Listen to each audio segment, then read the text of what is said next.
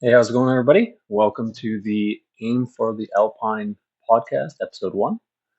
Uh, Brief history. I've kind of wanted to do a podcast for a while, and kind of just decided to jump in and do one here. So, my plan for the first episode, I'm going to do a recap of 2025. Kind of go for my hunts and some close calls, some lessons I learned, and stuff like that. Planning to do probably a bi-weekly. I'm thinking every other week we'll send a podcast out and hopefully go from there. So, uh, just to start off, a brief background on myself. Uh, Live in Alberta here. Um, Die-hard bow hunter. Do lot of bow hunting. I'll do some with rifle. Um, a lot of it is I find when I'm I'll do my bow hunts, and then if I haven't filled some tags and we still need some meat in the freezer here, between me and the wife, we got 5 kids at home, so we need a lot of meat. So if we, only get a couple tags filled with the bow, I'll go out with rifle in November and fill that tag. So, all right, to start it off. So last year, I started season. We started going for bear. So early, I think it would have been about mid-January, put a new string on my bow, made sure everything was all good and dialed. So I basically started bow hunting as soon as the snow kind of dissipated enough we could get out. I want to say it was kind of late April. Didn't see much till probably May. So my main bear tactic, I kind of mix it up. I'll do some like hiking and glassing and kind of mix that with like driving lease roads and checking cut blocks and cut lines and stuff. Especially in that earlier in like May when I find lots of the bears out or first out. Uh, I notice they will be lots of the time eating like the new grass on the side of the roads or on pipeline right of ways and stuff. I think that's just to do with um, the fact the snow melts there first, and it just tends to be the first to green up. So I've had really good luck that way. So this year, or I guess last year, we'll say, um, in the start of the year in January, my dad passed away, and me and my nephew had planned. We kind of want to dedicate that. We wanted to dedicate that bear hunt to him because it was our first hunt out since. So my nephew kind of planned to come with me. Um, he had a, he has a bow and he's kind of started getting into it. He got into it more with elk, but so it's kind of his first bit going. So he wasn't super wanting to shoot one. He wanted to get some more practice in before he went out with the bow for himself. So he kind of just made the decision he wanted to come and just basically record and hopefully get the kill shot. So we did a couple solo trip or not sorry, we did a couple trips out together. We did can't remember exactly. I want to say it was probably 4 or 5 trips, just day trips out. A lot of where I go for bear is within an hour and a half kind of home. So we did a couple. We'd leave early trips and go, and then a couple we did probably about noon. We'd head out. Definitely find bear the best in the evening. Probably basically after that stuff, like 5 o'clock. After supper time, they tend to be the most active out feeding. You can find them earlier, and I found some early in the day before too. But that afternoon, evening definitely seems to be the best time to find them. So we did go out. Our first bear we encountered, honestly, probably about 5 or 6. I think we encountered total. Um, One was real nice. Kind of spotted her up. She's probably 600 yards away. Moved in and that time we did. My nephew's buddy Ricky also, he wanted to join, just kind of to come. He'd never really gone on a bear hunt, so they came, and then my nephew did pack a gun. That was more he just wanted in case. But so we ended up moving in on that one, and I could kind of only see the front half of it, just kind of poking out from the trees. Once I started getting in, I kind of could tell. Didn't quite look super like a boar, and then it started doing that where it'd run off and run back. And I was like, oh, it's pretty sow behavior. So then we started looking around, noticed there were two cubs up the tree. So obviously we left that bear alone. I think we continued on. Um, did see a couple, did see a nice boar, and it just moved off. I was probably into 70 or 80 on it a couple times, but it just a little too far for a bear. Never did have a good shot. A couple other ones we got in on were just smaller, and then we ended up getting um, the bear we did get. So we seen him. He wasn't super far away when we come around a corner, and he was just kind of off on the cut line that kind of angled off the road, and he was kind of already pretty locked on us. So my nephew and Ricky stayed back, and and they just recorded from where the truck was parked, and I just kind of stalked in, got 65 yards, and he'd walk away a little bit, and I've had a good tactic with bear. You can be fairly aggressive with bear, from what I found. Um, on some, well, that saying, some will just bugger right off as soon as you kind of see them and attempt anything. But if you find the right bear, sometimes you can kind of just go at them pretty aggressive. And so that method, what I kind of run is he would kind of walk away and look back. So as soon as he's walking away, I start speed walking behind him at him. And he knew I was there, but he wasn't too concerned. He'd stop, look back, I'd stop. And what I did, I just ran my bow, was ready, arrow on and everything in front of me. And then I just had my rangefinder in my right hand. And I would just, as I'm moving, I'm just keeping ranges. Because at first he was probably, we said over that 100, got down into that 80, and that's kind of when he started walking off. So then that's when I tried to close that last 15, 20 yards. And I managed to get 65, like I said. And he finally stopped, turned, and took a couple extra steps because he kept just looking back and I'd have no shot. I had him at 65 for probably 20 yards. I kind of paced him. And then finally, like I said, he turned, he walked a little bit out off to the right. So he went a little more broadside and managed to get a shot off, made a perfect shot, got him right behind the front shoulder. You can even hear on the video, this one we did record as well, but you can hear on the video even that nice thunk pumpkin sound as it hits.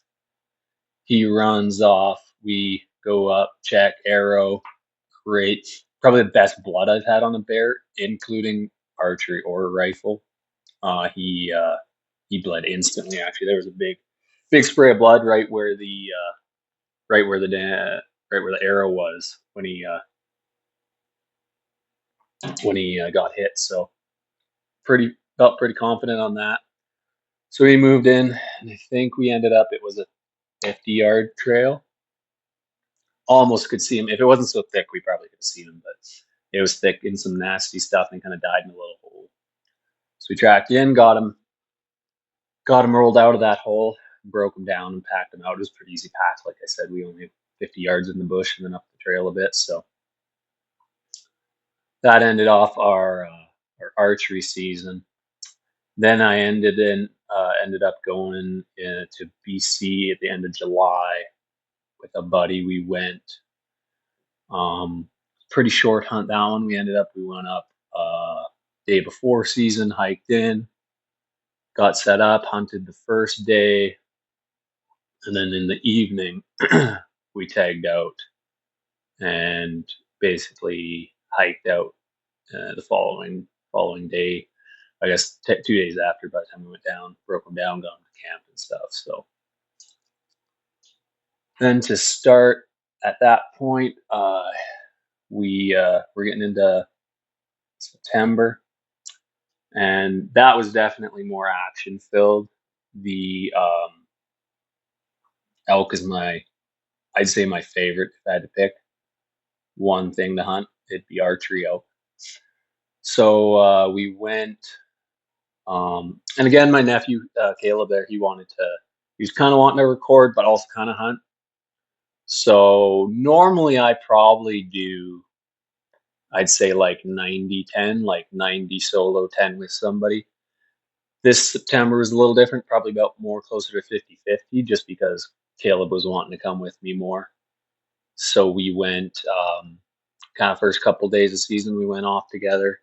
And then I had 2 weeks booked off for elk. So he obviously went back to work. So we kind of hunted just the start of the season and then the weekends together. So we went, our first day out was the 30th, I believe. Yeah, 30th. So end of August, because in Alberta, some of our zones open August 25th. I mean, there's obviously a whole bunch.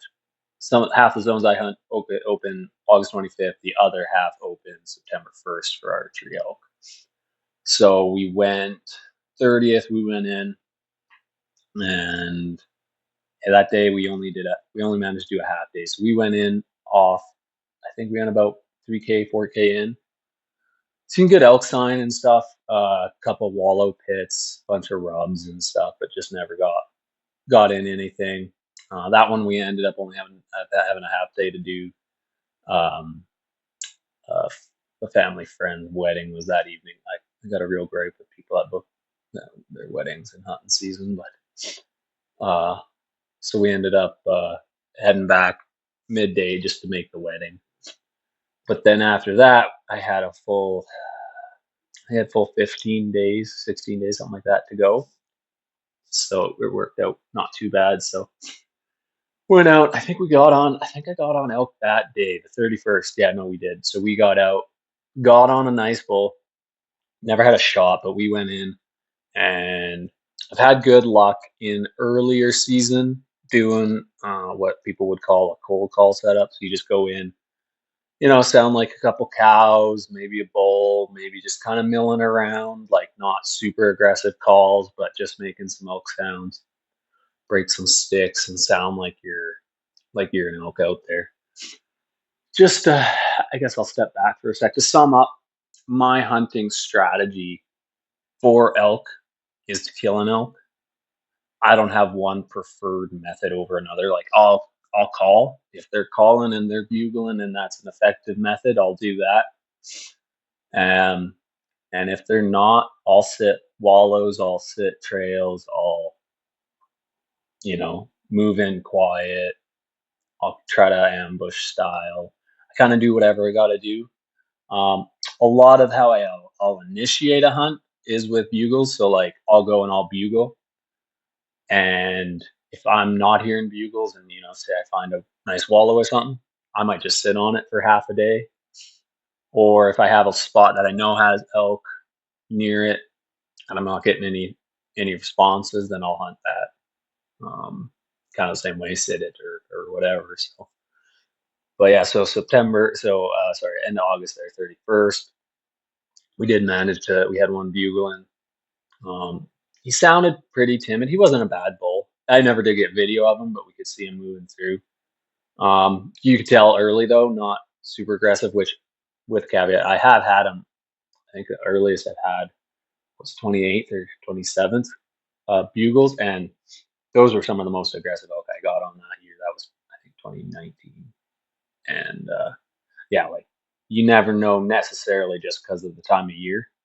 That year, and I've had great bugling in November to say that. So the year doesn't necessarily determine when you're going to get good bugling, but this was your more calm, and he kind of do more of like a little throaty chuckle, little squeaky bugle. He came in, he was probably about 80, and just kind of skirted, but not even a hang up. He just came in, looped, kind of seen us, and just, well, not seen us, but checked out the area, and then just kept off. Um, so no real opportunity there. And then, so September 1st, our season opens closer to a lot of my good spots where I'm more familiar with. So we went in and September 1st went in the morning. And this was some elk action I'd never had before. So we got in, we were moving through, doing kind of same, like, 200-300 yards. We'd stop, we'd bugle, we'd do some little, elk setups and stuff. Never did hear anything. And we were just walking through, and I stopped. When I went through a little opening, I looked and I could see a nice, real nice 5 point off to our kind of at an angle on our left.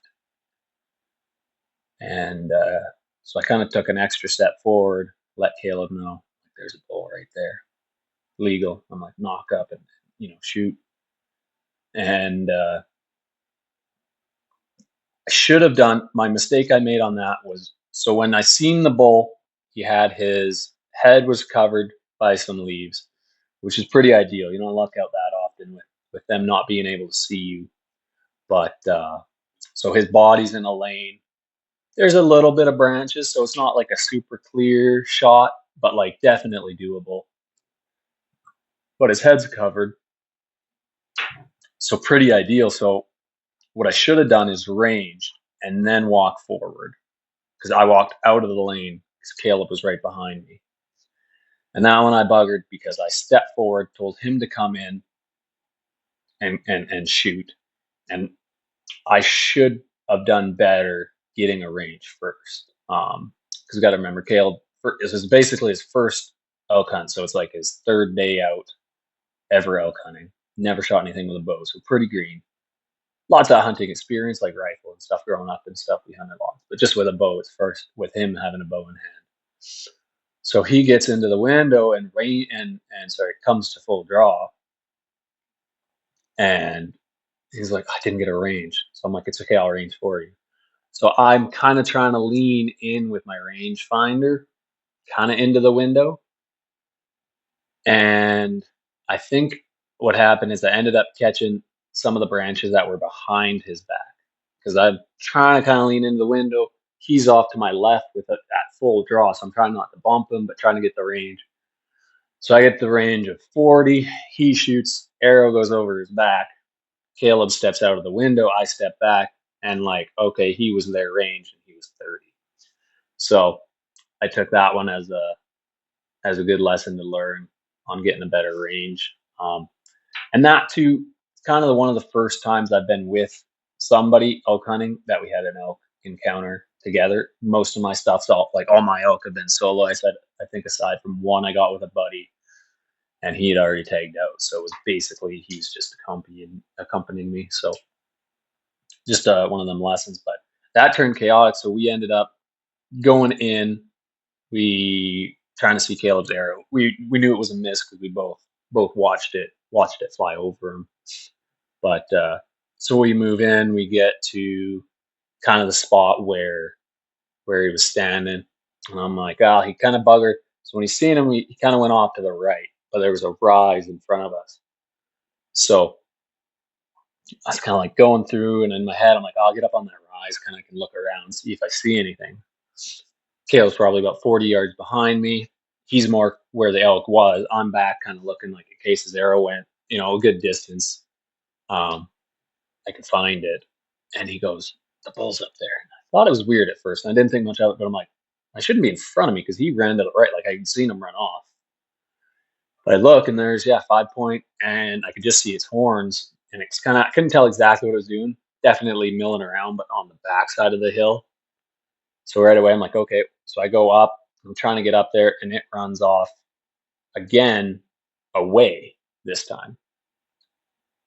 And I'm going up, up, up, and I get up to the top, and I don't see anything. And then Caleb's behind me, and he goes, he's over here raking.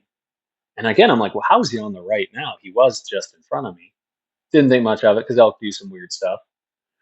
So start moving into the wallow that he was raking on. He was raking pretty aggressive for a couple minutes by the time we covered that couple hundred yards. It's pretty thick in there. I'm trying to move slow, like not super thick, like we could see, but lots of underbrush. so kind of trying to move quieter.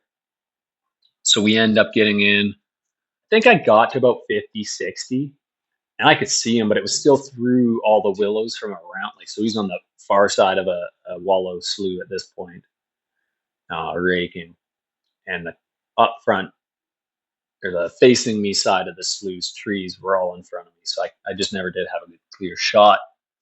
And he went up the hill, stopped, looked back a couple times, went over, and dropped off the backside of that hill. So we thought, okay, well, we know we watched that one go up that hill. So we go up, we work up over the hill, we get up there, and I could come over the hill, and I can see him. Oh, he's 77 yards, I believe. And he's facing straight away. So I'm like, no shot.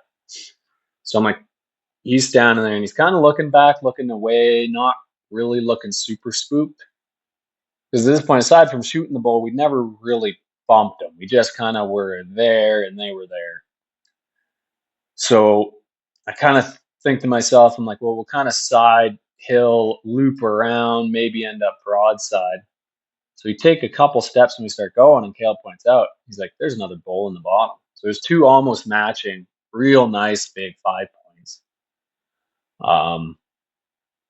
And it kind of made sense at that point that we'd seen two different elk, and that was why initially it was a bit confusing as to the positions of them from where they had ran off to. So basically, we shot at one, it ran off to a wallow, started raking, and then moving in, we seen a different one that ended up running away. So anyway, they went up over the hill, we followed them. We proceeded to follow them for probably 800 to 1,000 yards through the bush. And we were probably in range, I want to say a dozen times between two of us. We kind of, one would try, like I'd try, not to get a shot. Caleb would then try. So we just kind of moved with them. And they never did go far. Like they'd probably never exceeded 100 yards. They'd move 40 yards, we'd move 40. And we just kind of stayed in that bubble. Come to Folder on multiple times, but it was just super thick in there. And we ended up not getting the shot. They definitely were on edge some. I was doing some cow calls, which I don't know if helped any or not, but it appeared to keep them kind of in that bubble. But yeah, we just never could get at full draw, either have a range or a clear shot. And they were always a little outside, like they were never 30 yards. They were like 55, 40, 65, like the distances that you need a proper range to shoot. And not, 30 yards, you can just put your second pin on and shoot. If it's 35 or 25, it don't matter. But, if you try that at 60 and they're 67 or they're 52, that's a big difference. So, yeah, we ended up never finding a clear window to get a shot on one. And they ended up they split, and we never did see them after that. Then after that, we hunted a couple more days, or the next day, I believe it would have been, because that was the long weekend of September. Caleb ended up going back home. At that point, I had planned to go solo, except my neighbor, David, he hit me up, and he'd been going hunting with his buddy, similar areas to us, but not quite. And he wanted to go together, so I thought, well, I'll go with him a day, and then I'll go on my own. So we ended up going to a spot, which ended up being where I ended up getting my bull in the future. Spoiler alert. But yeah, so we ended up going in there. It's a spot I'd hunted a couple times. He's hunted it more. I got a different buddy that kind of hunts the backside of it, so I'm pretty familiar with the area. So we went in, and I want to say, yeah, we were probably, I think it's about 3.5K kind of to where we ended up. And we got in there, and we had nothing answer, did a couple calls. My buddy's friend that was with us, I think he's a little newer to hunting, or elk hunting maybe. I don't think he's got one, but so he was kind of practicing his calls. So I was kind of showing him some calls, and he was practicing, and it must have worked, and we must have sounded like a group elk, because all of a sudden we noticed we had probably about 45 yards, but it was kind of through some real thick stuff, and then behind it had a bugle. right on top. So we kind of all grab our stuff and move around, and it's just a spike, and he ends up walking off, and there's a bit of a dip on the trail, and he walks around, and he comes out, or well, he walks off, and then I think a different spike and a cow walk out at about 100, and they kind of walk off and over. So you thought, well, we better go investigate more. So we walk up, we get just to where they were, like we're kind of like, oh yeah, here's their tracks. And at that point, a nice bull starts bugling, and he's probably within 80 yards. But where it is, the hill kind of goes down, and the ridge kind of loops out. And I'd say he's on it, on the ridge, maybe halfway down, kind of to our right. And at that point, we had decent wind from him to us, and we kind of started moving down and around. And Buddy stayed back. He was doing some cow calls, and me and my neighbor, we ended up moving in a bit. And then once we started going down, the wind wasn't as good, and it started cross, kind of almost not at him, but going more towards, more parallel or perpendicular to him, I'd say.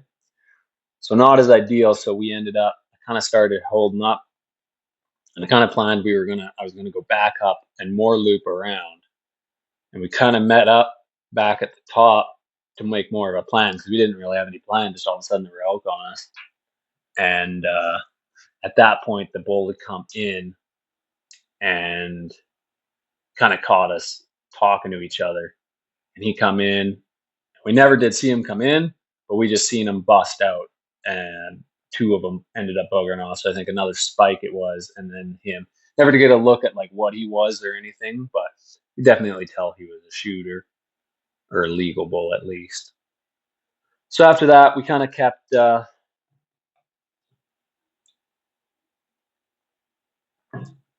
going.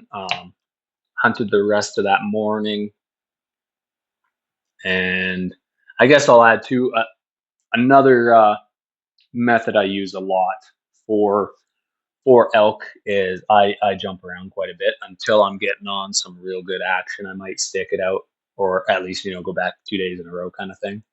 So up until this point, I hadn't hunted the same spot twice. But so this we had kind of the plan: hunt one spot in the morning, another spot in the evening. It's kind of my method I've been doing. It's been pretty effective for me. I've been I guess I've been elk hunting. I should have started with this, but I've been elk hunting for I think either 14 or 15 years. I can't remember exactly. Oh no, it might be more. 15, 16 probably. Because I hunted 5 years or 6 years. I can't remember. 5 or 6 years till I killed an elk. And then I've killed one every year since. So it's nine years of killing elk now. So I've got quite a bit of experience, all with a bow, except for one was a late season rifle bull in 2020 when I didn't. That was the only year I'd never killed one with a bow. Other than that, they've all been with a bow. But yeah, so I found that method's worked really well.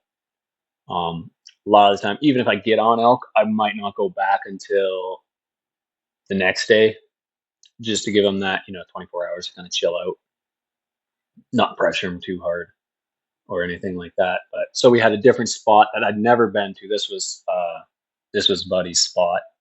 So we went in, and this was a little like good elk sign too, but a little more moosey, which Buddy had a bull moose tag as well. So that was kind of, I thought, yeah, we'll go and maybe help try to get him a moose or something, was kind of my initial plan anyway. So we worked through, it's a little more boggy in here, and we end up hunting almost the whole, like we did basically a big loop through, and we're probably only under a kilometer, 800 yards maybe from the truck. And we got to kind of this opening, and the trail we were on heading out just kind of cut through the one corner of it. But I looked out and across it, it'd be 200 yards. It was a pretty good buck, whitetail, still in velvet, nice 5x5. He ended up 160-inch whitetail, so like pretty decent, nothing crazy, but not going to pass that up with a bow. So I kind of seen him, and We kind of do, and I mean, everybody, this is something too, you should plan ahead of time if you have a hunting buddy. What method are you going to do? Is it take turns? Is it who sees it? Is it who, you know, if it comes out this side, it's this guy's. If it comes out that side, it's that guy's. This we kind of did, just seeing, I saw it, I kind of went after it. Um, so I got into about 80, I think it was 82 yards from it. Um, and he was just kind of even. I got some video of this in my hunt film I put out. He's just kind of milling around, eating, not really staying in one spot. And it's kind of a bit of a rise. And he was just kind of on the rise, almost partway over. And I just kind of skirted the edge of the bush. And it kind of worked out because there was probably about 3 foot tall, like saplings in it. So pretty quiet to move through, but not, and gave me, pretty good cover. So I just wait. His head was down. I just moved through. As soon as he put his head up, I'd stop. Got into 82, and he ended up just kind of looping off. Excuse me, sorry, and working out the opposite corner of that field, or not field, that opening, but in the direction we were headed anyway, towards the truck. So we thought, we'll just head out that way. So we're kind of going through and not, I mean, it's still hunting, but at this point we're getting, like, we're probably within like 5 minutes of legal too. So we're like almost kind of done the hunt, ready to basically headlight our way out. And I texted my wife and said, I missed the opportunity on a nice buck. And she sent me back. She's like, well, you should just shoot him. And I thought, well, yeah, that's, in theory, that would be great. And I know short, I put my phone back in my holder and I looked up, and we kind of just walked over a hill. I was in the front, two buddies behind me. And to my right, kind of down, we were going down and then up a little rise. And in the bottom of the dip, the buck was standing there, kind of pretty heavily quartered, looking back at us. And I thought, oh, he's never going to let me get a shot. So I just stop. I nock an arrow. I range. He was 48 yards. So I run a 3-pin sight. So I got 20, 30, 40. So I just slid my sight slightly. So my bottom pin was 48. Drew, leveled, anchored, did the whole bit, shot, and perfect right at the back rib. And my arrow went right into the offside shoulder. So he kicked up, he ran. Maybe he went 20 yards, maybe 30, did a half loop. He just basically ran up the little ridge and dropped. Good blood. Once we found it, we were kind of we were a little south, about 10 yards, trying to see where he was. And then once we found the trail he was standing on, because we had instant good blood. So followed that up, found him. Great buck, broke him down, got him packed out. That's, I think, the only animal I've never packed out any of my meat on. It still feels kind of dirty to think about, but buddies insisted they basically fought over packing because they wanted to, give their packs a try. And then I was just going to split, because we basically broke the first half. So for a deer, a lot of time I'll just run 2 game bags. So I do the gutless method. So you'll run the first side. So you're, front quarter, back quarter, rib meat, backstrap, neck meat, tenderloin off one side into one game bag and the other half into the other. So you got 2 even bags. When you strap them on, it's a little easier to work with than one really big bag full. So 2 smaller, you can almost put them side by side, or however you put them on your frame pack to get them out. Or if you got a buddy, then you're split even. So we did that, not really thinking like, oh, we could do 3 bags. So I had the first one split, and buddy immediately, like, as I'm breaking off the second half, he just puts it on his bag, and I was like, oh, okay. Like, well, I'll just take the next one, and buddy, no, I want to take it. Then they start chirping. So buddy, I told him, I will split it. He said, I ain't splitting. There's no way I'm packing less than him, or I won't ever hear the end of it. So I figured, I guess I'll just pack my head out and they can pack the meat. They seemed really pumped to do that. So figured we'd just let that happen. So first time I've never packed my own animal out, but went all right. So then we got in. I think I went the next day solo, so around like I think September 4th. Got that buck on the 3rd. Went the 4th. Um, didn't get on anything. Went this. I can't remember. No, I'm trying to think. I don't think I got on anything that day. Then went the 5th. That day Caleb came out. I think it was a Friday. It all kind of blurs together, but so we went out. We hunted. We were gonna do a full day, and we ended up going, and Caleb had to get back home early. He had some stuff he had to do. So he ended up leaving probably an hour before dark. And I almost was just going to kind of head out too. And he headed out, and I kind of milled around a bit. And I was thinking on heading out. And the next thing I knew, I spotted 4 mule bucks. And they were kind of up on the side of the hill, a few hundred yards away. And I moved in, and there was a bit of like some open stuff that they were on the edge of. So I had a like kind of a little clump of trees I ended up using as cover, and I moved in, and I got to I think 80, it was 87 or 89, something like that, high 80s, and that I ran out of cover. But I practice, so I practice year round with my bow. It works out pretty good. I got there's some crown within a couple minutes of my work, and we get an hour off at lunch. So me and my other nephew I work with, we just take our bows every lunch. We eat quick, drive over, and shoot. So I shoot all the time year round, almost daily, and I shoot at 110 yards all the time. So, and at this point, when I'd moved in, like I said, in the high 80s, super confident at that distance. I also had there's a bunch of geese kind of off. There's some water off to the right, or sorry, the left, and they were loud. They were honking a whole bunch. So I kind of had that. I'm like, that's a pretty good, cover for some sound. I thought shouldn't hear me shoot. Nothing like that. They had no sign of thinking anything was there. They never looked my direction. They were all kind of just milling around and feeding. And so I was pretty confident that nothing would be jumping the string or anything. So took the shot. He was quartered to a bit. So I just put it right at basically the crease of his shoulder. Perfect hit. Um, and that when he turned, he literally took maybe 2 or 3 bounces and just fell over.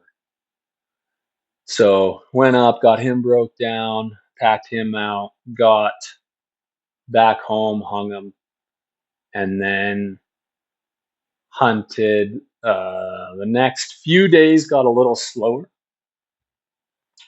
I want to say, yeah, from the 6th to the 10th, I think I only had one cow I seen, and up until this point, I never talked about all of them. It's hard to remember. I know I was counting just for the shits of it, but I think I was at about 12 or 13 elk encounters. So I've been seeing quite a few. Um, Not a lot of bugling. A lot of them were either coming in quiet or just ones like, we would end up seeing and kind of ambush style in or whatever. So, um, yeah, next few days a little quiet. Went out the 12th. The 11th, we got on a couple of nice bulls bugling different times. Got into one, had him come in. He was probably about 45, and just typical elk. He come in. He never bugled. He was just doing this chuckle. So a lot of what I'll do is if I got a bull answering, I'll just copy what he's doing and just kind of mimic him. And I found that works the best because then they tend to seem more comfortable, or not maybe more comfortable, more pissed off about it. So they're more comfortable coming in because they're pissed. So I did copied his just chuckle back at him a whole bunch anytime he'd chuckle. Me and Caleb walked in. Caleb was recording behind me. I don't think he managed to catch the elk, but it caught me at full draw when he walked through. But yeah, I walked through the trail we were headed on. He walked across at about 45, had a good range at full draw. And of course, he stops at first with his head on the trail, took a couple steps, and stopped with his hind quarter just on the trail. No shot at vitals. And at that point, he kind of looped through, and it was a low spot. Couldn't see him. Kind of comes on to our left. And at that point, we'd had kind of crosswind going. So I'm pretty sure he sniffed us because he went dead quiet. And he never ran, but he just walked off, and we never did hear of him again. Then the next day, we headed out. I headed out solo. Caleb had went back home. And then he was coming out the afternoon of the next day. He had some stuff to do in the morning. So we were planning to meet up about 3 and go out at the one spot closest to him. So I went to my other spot and I went in and I went through. And it's probably about 3.5K in. It's where I'd gone previously, and I kind of went in there, did a couple cow calls. I ripped one bugle, and I stood for a couple minutes, and you could hear stick pop when an elk hoof's hitting it. So I knew there was a bull coming in. Kind of set up, and he come through a bit of a window, but he was probably 60. Never stopped, just kept coming. And he came into 45 yards, and he raked on that tree for probably 5 minutes, I would think. And he just kept raking, and he'd go side to side. He was just going all nuts. And every time he'd go broadside, I'd try to get a window, and I'd almost draw, and he'd move, and he'd go to the other side of the tree, or he'd face away. And for 5 minutes, I just never could get a good shot at him when he was in a shootable spot there. So he stops raking.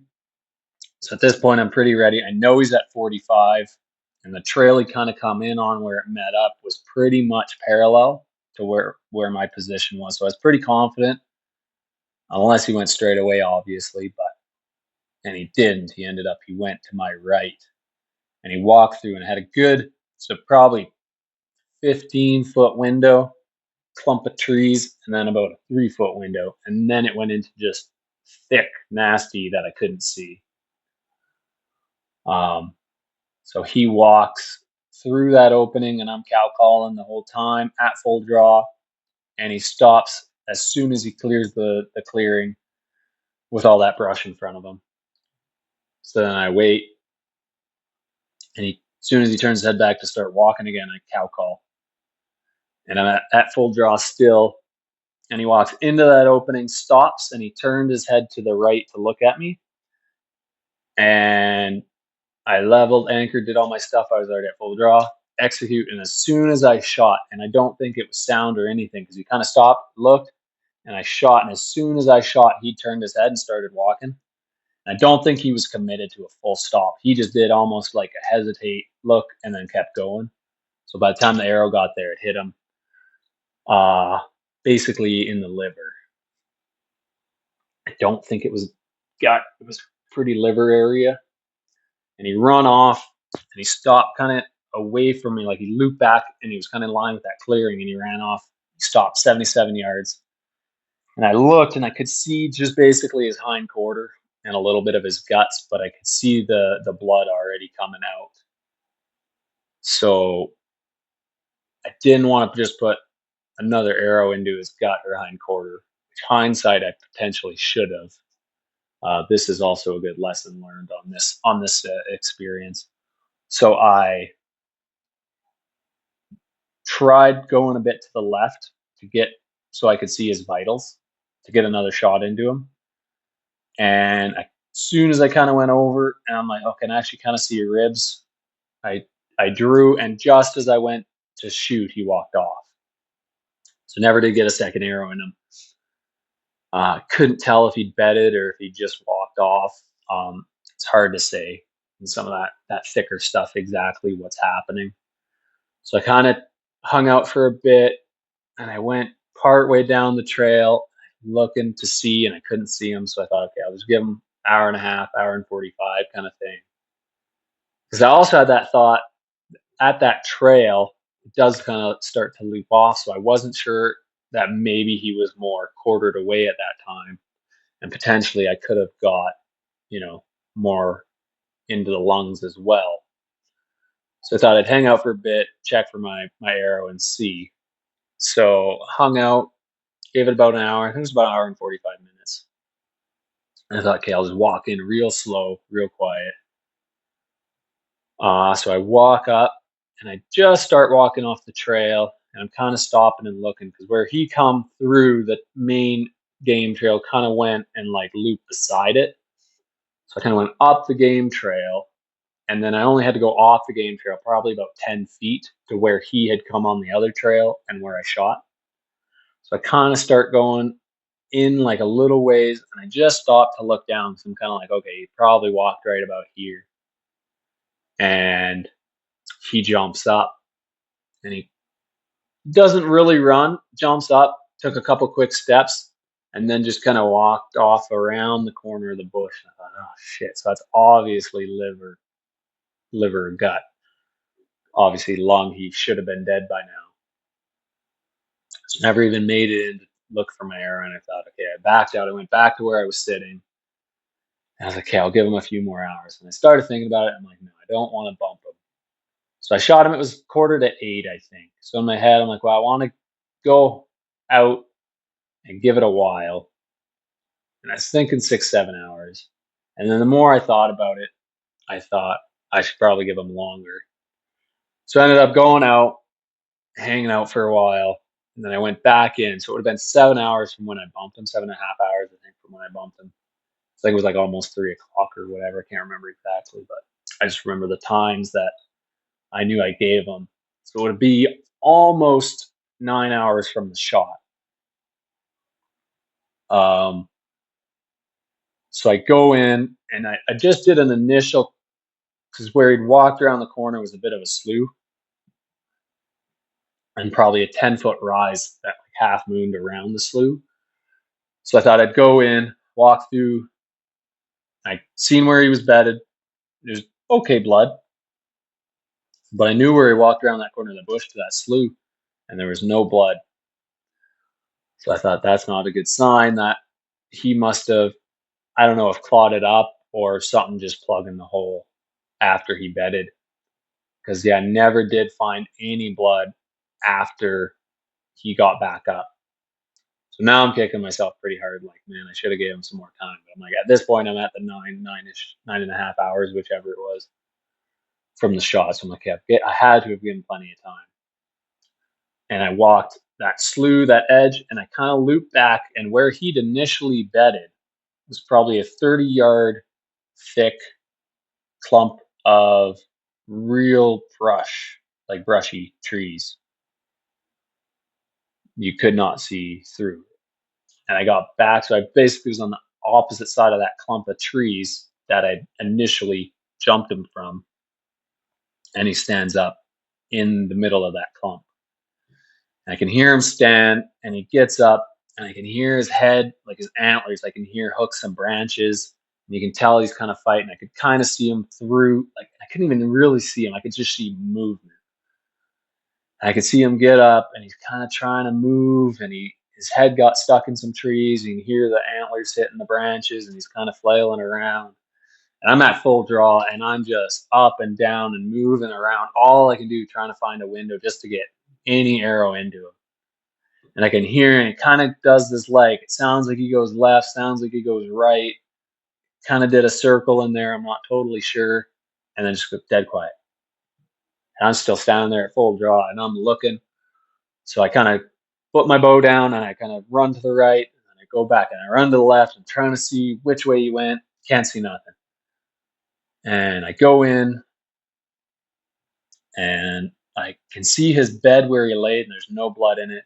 I can see the branches that he broke when he stood. There's nothing, not a drop of blood anywhere. So at that point, I think I backed out another hour and a half, maybe two. At this point, I had my buddy and his son they were elk hunting on the opposing side of this area. So they came in and met up with me. So at this point, we're at like 11 hours, I think, since the shot. So we all go in and we kind of do a grid, look everywhere, can't see anything. They leave. My nephew ends up coming in. We all do a grid, don't see anything. Just before dark, my buddy that got off work, so we only had a couple hours, he comes in and he kind of does a bit of a look with me. We don't see anything. This was a Friday morning initially, and now we're at the night. So then I go back Saturday, Sunday. Monday I had to work.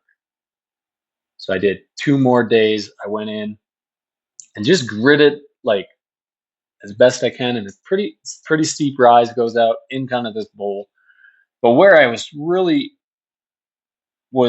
looking was more would be to the east, north, and south from where I was, because I was standing basically at the west side of that clump of trees, and I never seen him, so I thought he had to go that way. So I ended up, when I went back in on the Tuesday, I went in and I got pretty close to where I'd shot him from, and I could smell that that rotten that rotten smell. So I basically ended up, I just used the wind checker and just followed the wind in. I'd walk at a line. If the smell went less strong, I'd go back. I follow the direction of the wind through there. And I got in and walked kind of around this like clump of trees that's like halfway up this pretty steep ridge that went up. And it's just kind of on the side, it's a little plateau and then drops back down. Didn't even really know it was like any of a bench in there. It just looked like from the outside, just looks like the hill goes up, but it does have a bit of a flat spot on it. I end up go past it, and then I don't smell anything. So I think, oh, it's probably in there. So I loop through, walk in, and boom, he's right in the middle of that clump of trees. And then I check, and I'm looking, and I'd walked gridding solo and with my nephew around the edge of that. So I'd have been, you know, 30 yards from him. So I was pretty bummed about that. And obviously meat's all spoiled and gone at this point, but it's pretty happy at least to get some closure on that. Know that, you know, he did die, and at least he wasn't walking around with an arrow or a hole in him or anything. But so I was pretty happy to fold my tag and kind of have that part done. I put in quite a bit of work trying to find him. I was disappointed I didn't get the meat, but also I'm pretty sure this would be my only, I think it's the only elk I've ever lost. So, you know, I guess a running a, almost 80 some percent success rate, I guess, is all right. Obviously we all bat for 100, but it's part of that with the bow hunting, is there's no perfect, there's always something seems to almost go wrong, or you're battling something, or whatever. So it's all part of it. Just try to do everything we can to not have it happen, and to make sure we at least put all our effort in. And that's why I feel pretty good about it. Like, I put in a pile of effort, and I never did fully give up, because I knew that was fail. Like, I seen when the arrow hit in my head, I'm like, I think liver. And then when I seen where he was standing that little bit, when I could see the blood, I'm like, okay, that's liver. So I know it's a fatal hit. In my head, I always thought it'd be like 6 hours for liver, and then I should have done some more research, because I kind of looked into it, and lots are saying it could be up to 12. In hindsight, the lesson I took from that is questionable hit, um, sorry, or like gut or liver hit, just give them 12 hours.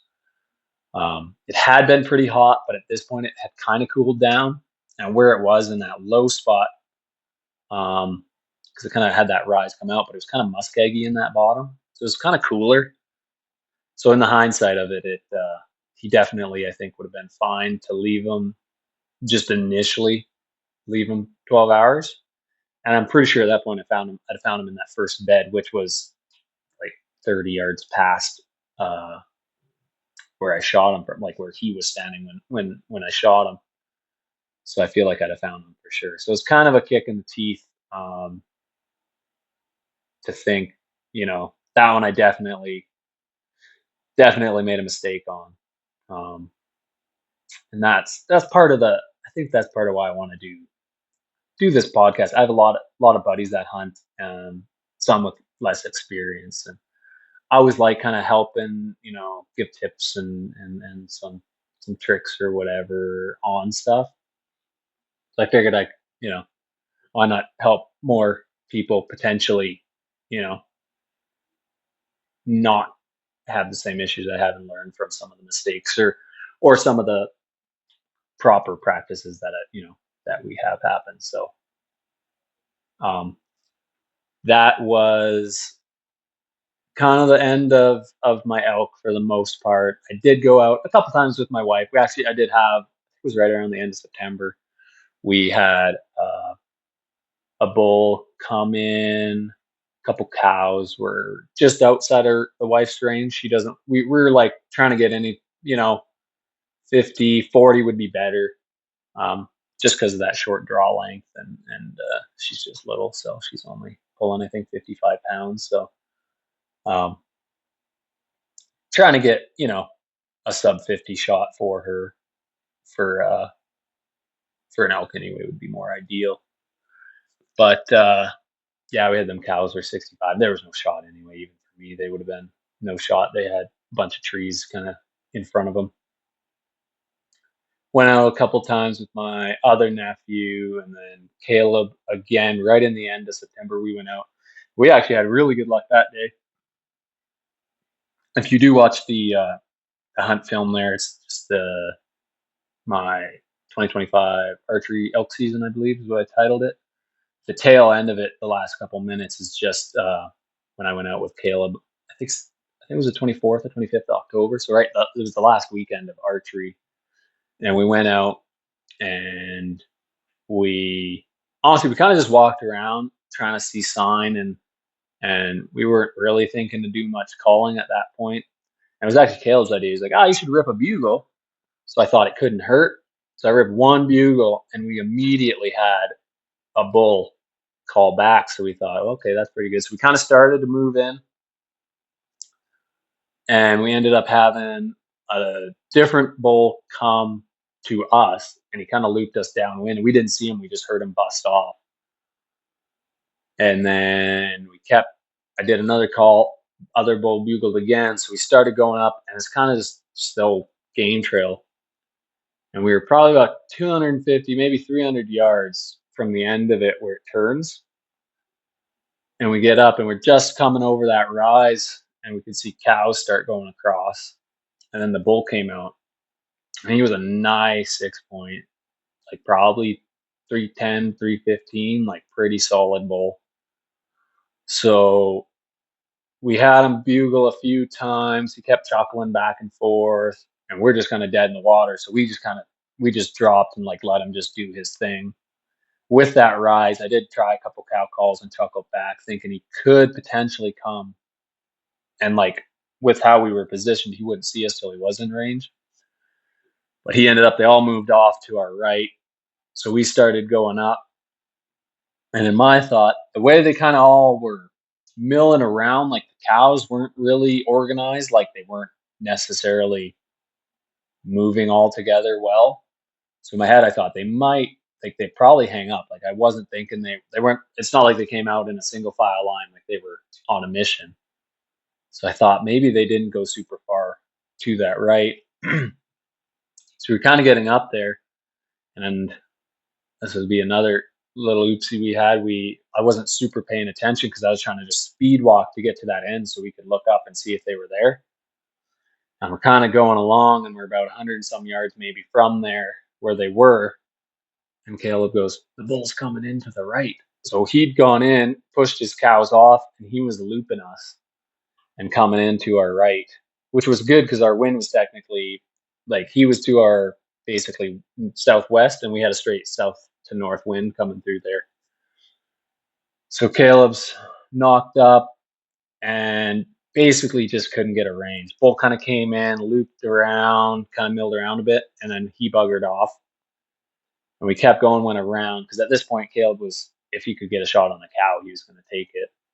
So we went in, and it was about 80 yards from a couple cows. They kind of buggered off, and there's a bit of a rise, and they walked over. So we went up, and we got up in there, and we got 50 from a cow, but she was facing straight away. Caleb waited. He was out in front of me a bit, and it just trotted off after probably 3 minutes of being at 50 yards. Just never could get an arrow. Not a shot you want to take on an elk as a straightaway. Well, maybe for some people, but not for Caleb anyway with his first bow kill. So then after that, we got into November, which was, or sorry, no, that's not even correct. That it was actually that evening. Um, Same evening, I went with Caleb. My wife wanted to go for mule deer. I should back up a touch there too. For mule deer, with me being tagged out, I had that week, I think the 20th to the 24th, booked off to go with my wife. So we hunted that whole week for mule deer, and we went. We had there's probably almost a dozen different bucks, probably 6 or 7 were like pretty nice shooter bucks, and we kept like just not quite getting her done, just getting just out of range or just didn't have a shot a couple times. We had one that just was facing us and never gave a shot. But then that evening that me and Caleb had seen that bull, we went out, and right just before dark, we managed. Uh, the wife got a shot and got a nice, pretty nice actually, 3x4, nice deep forks, pretty wide, pretty tall, pretty nice mule buck. So that I guess was the end of our archery season. Then the next weekend would have been first weekend in November, so we ended up going. And we had a grind for whitetail this year. I was already tagged out because I got mine with the bow. Um, but I think I went almost every weekend either with my wife or my nephews or went with my brother and stuff there. But yeah, it was pretty grind. Like we went in, rattled in a few bucks, never had a good shot. Um, just weren't seeing a lot of deer during um, during the like huntable hours or in the appropriate field because half of where we go is all private. So you might see a couple of bucks, but they were on field you didn't have permission on or something. Um, but then we hunted so the whole month, and we ended up the last day, so on the 30th, we were able to find the wife. He's pretty nice. So he's I think he's 23 wide, not super tall, but pretty heavy, 4x4. Has a nice flyer right off the base, and yeah, he was just a nice old mature buck. But so that would have been that'd be the end of our season. Yeah, bear, 2 mule bucks, 2 whitetail bucks, a goat, an elk. So can't really complain. Yeah, so I think from here, um, maybe in next podcast, I'll kind of go over some plans for 2026. Maybe go over some gear setup and stuff too.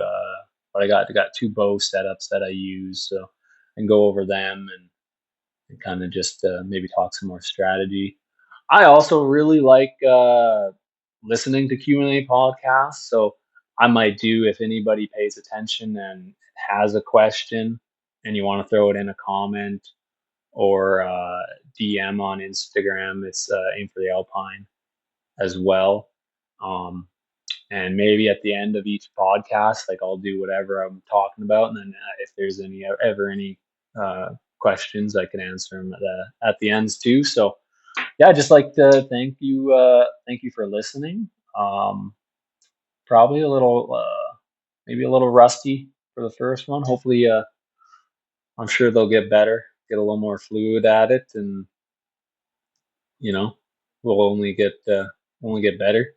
Like I said, I've kind of always wanted to do. I've gone on a couple as a guest, gone on a couple podcasts, so I got a few of my own hunt videos, so getting a little more familiar with it. But definitely, I mean, my wife says that I should have no problems talking about hunting, so I'm sure we'll shake it out. Not too bad here. So yeah, I'd like to thank you for listening, and hope you have a great 2026 now, and we'll see you on the next one.